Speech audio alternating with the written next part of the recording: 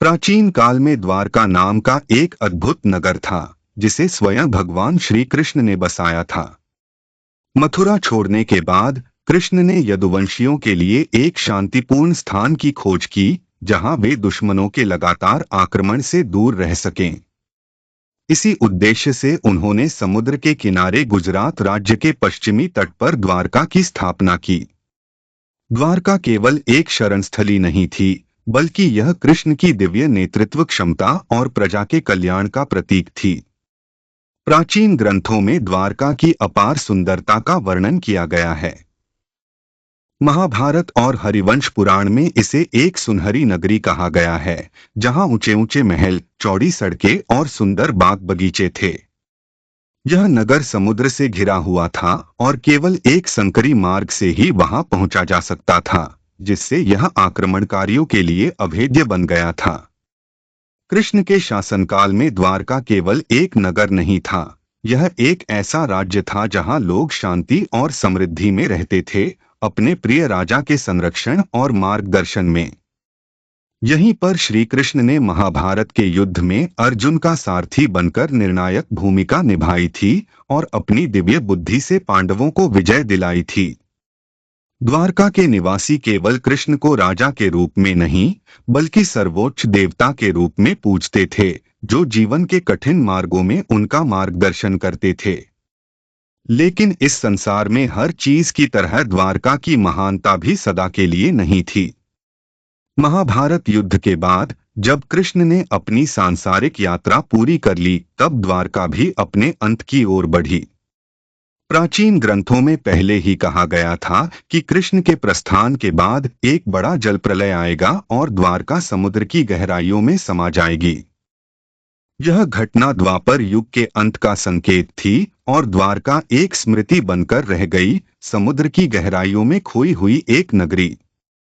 सदियों तक द्वारका केवल शास्त्रों के पन्नों में, भक्तों के दिलों में और पीढ़ी दर पीढ़ी सुनाई जाने वाली कथाओं में जीवित रही। बहुतों ने इसे एक मिथक माना, एक काव्यात्मक कहानी जो श्री कृष्ण की महानता को दर्शाती थी। लेकिन आधुनिक विज्ञान ने इस कहानी को नए सिरे से देखने का प्रयास किया। 1980 के दशक में समुद्री पुरातत्वविदों की एक टीम ने गुजरात के तट पर द्वारका के अवशेषों की खोज शुरू की। उन्होंने जो खोजा, उसने पूरे विश्व को चौंका दिया। गुजरात के तट से कुछ दूर खंभात की खाड़ी में समुद्र के नीचे छिपी संरचनाएं मिलीं, जो प्राचीन द्वारका की ओर संकेत करती थीं। जैसे जैसे खुदाई आगे बढ़ी, दीवारें, खंभे और पत्थर की नींवें उभरने लगीं, जो कभी एक समृद्ध सभ्यता का हिस्सा रहे थे। पुरातात्विक खुदाई में प्राचीन बर्तन, मनके और इमारतों के अवशेष भी मिले, जो शायद कभी भव्य महल या मंदिर का हिस्सा रहे होंगे। इन खोजों को जब प्राचीन ग्रंथों के विवरण से मिलाया गया, तो यह संभावना प्रबल हो गई कि यह वही द्वारका है जिसका वर्णन महाभारत और हरिवंश पुराण में हुआ है। लेकिन सवाल यह था कि यह नगर कितना पुराना है। उन्नत तकनीकों जैसे कार्बन डेटिंग के माध्यम से वैज्ञानिकों ने इन डूबे हुए अवशेषों की आयु का अनुमान लगाया। जो निष्कर्ष सामने आए, वे आश्चर्यजनक थे। इन संरचनाओं की आयु लगभग 9000 साल पुरानी हो सकती है, जो इसे मानव इतिहास की ज्ञात प्राचीनतम सभ्यताओं में से एक बना देती है। यह खोज द्वारका को केवल भारत का ही नहीं, बल्कि विश्व का सबसे पुराना नगर साबित करती है।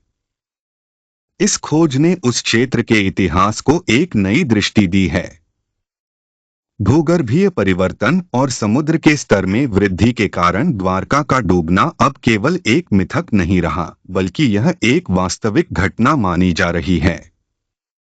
वैज्ञानिक और पुरातत्वविद अब भी इस प्राचीन डूबे हुए नगर का अध्ययन कर रहे हैं और नई नई जानकारियां सामने आ रही हैं। द्वारका की खोज ने न केवल हमारी प्राचीन भारतीय सभ्यता के प्रति समझ को गहरा किया है, बल्कि यह मिथक और वास्तविकता के बीच की रेखा को भी धुंधला कर दिया है। यह खोज हमें उस गौरवशाली अतीत की झलक देती है, जिसे कभी खोया हुआ माना जाता था, लेकिन आज यह फिर से उभरकर हमारे सामने है। यह श्री कृष्ण के दिव्य राज्य की गाथा है, जो केवल भक्तों के हृदयों में ही नहीं बल्कि विज्ञान और इतिहास के क्षेत्र में भी जीवित हो गई है।